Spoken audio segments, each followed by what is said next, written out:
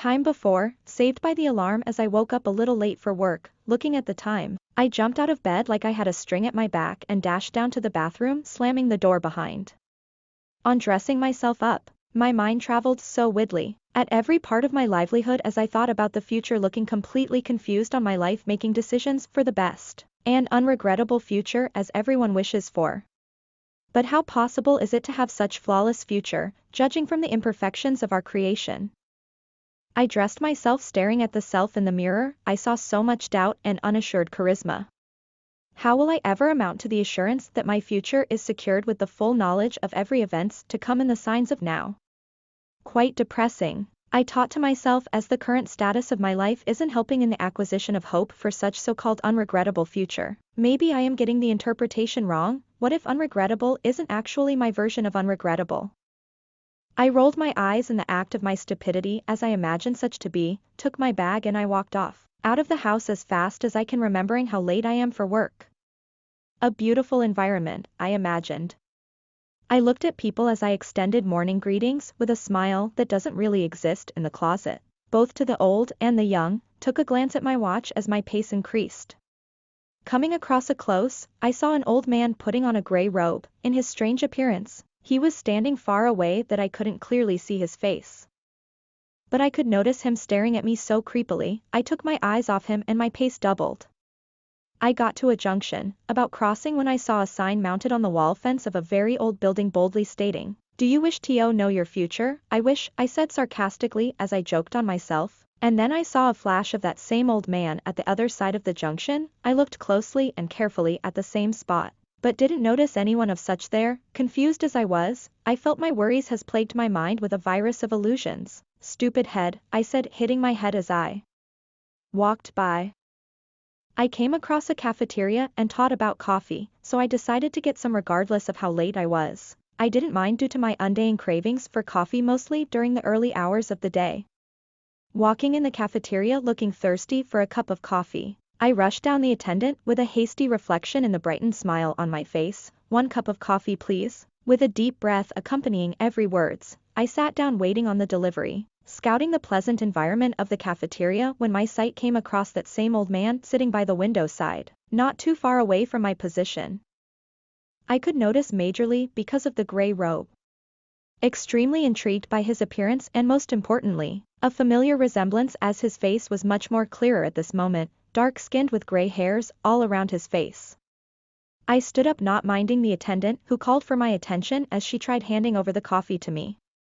Walked down towards him. He looked up, noticing my approach, smiled and looked away, adjusting his position. "Forgive me, sir, but I noticed that you have been following me." "Have you?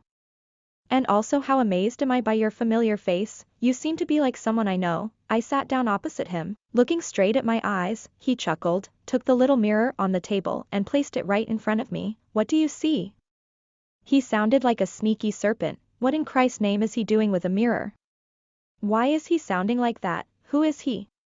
As surprised as I was in the roaring thoughts through my head, I looked into the mirror, and to my very unspeakable amazement, the resemblance puzzle I strived to solve was eventually resolved. The mirror came down and his face was revealed with a smile. "Hello, my dear me," he said, "nice to meet you," stretching forth his arm as he offered to shake mine. With shock written over my face, I unconsciously slowly stretched out my hand and we shook. Alas, I speak to my old self. What a perfect moment to correct mistakes that hasn't been made yet and change the future that I have once witnessed. I thought so brightly to myself. "I am guessing you have a lot of questions to ask?" He laid back on the chair. "I suggest you start asking, there isn't much time left," he said. And so started the productive discussion between the young and the old. I looked at him with all manner of gratitude, leaning forward. "Only one question am I very interested in," I said. He looked at me amazed with a smile. "Am all ears. Not everyone gets to have such opportunity," he said, leaving a mark of warning to tread wisely. "How best do you now understand life?" The words came out mildly from my mouth as I asked curiously. He leaned forward amazed. "That, my friend, is brilliant." He stood up, looked straight into my eyes. "Life isn't." Thời gian trước đó được alarm cứu khi tôi thức dậy hơi muộn để đi làm, nhìn vào thời gian, tôi nhảy ra khỏi giường như bị mắc dây sau lưng và lao xuống phòng tắm, đóng sầm cửa lại. Khi mặc quần áo cho bản thân, tâm trí của tôi quay cuồng trên mọi lĩnh vực của cuộc sống khi tôi nghĩ về tương lai và hoàn toàn bối rối về cuộc sống của tôi để đưa ra quyết định cho tương lai tốt nhất và không đáng tiếc như mọi người mong muốn.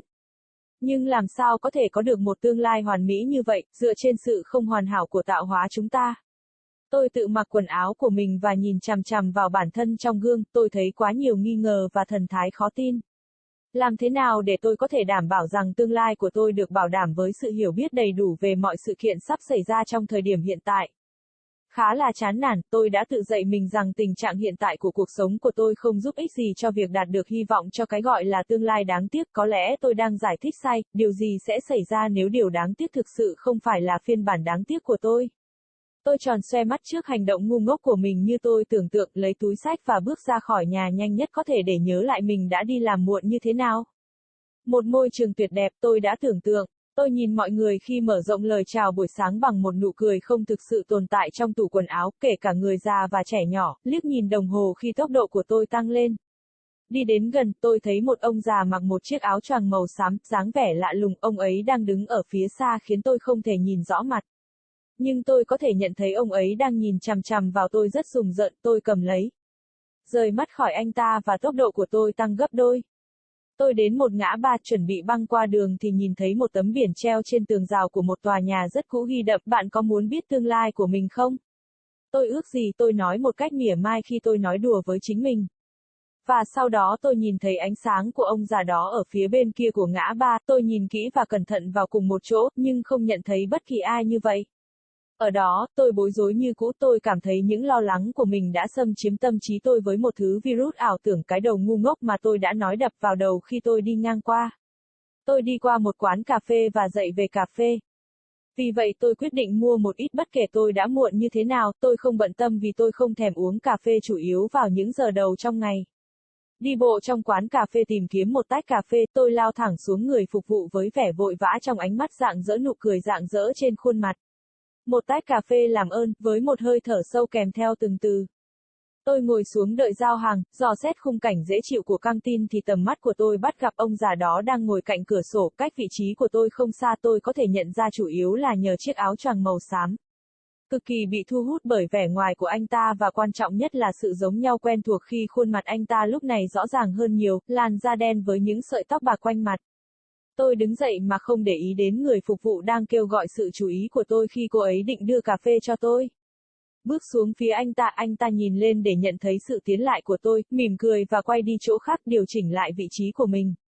Thứ lỗi cho tôi, thưa ông, nhưng tôi nhận thấy rằng bạn đã theo dõi tôi, phải không? Và tôi cũng ngạc nhiên biết bao trước khuôn mặt quen thuộc của bạn. Bạn dường như giống như một người mà tôi biết. Tôi ngồi xuống đối diện với anh ta.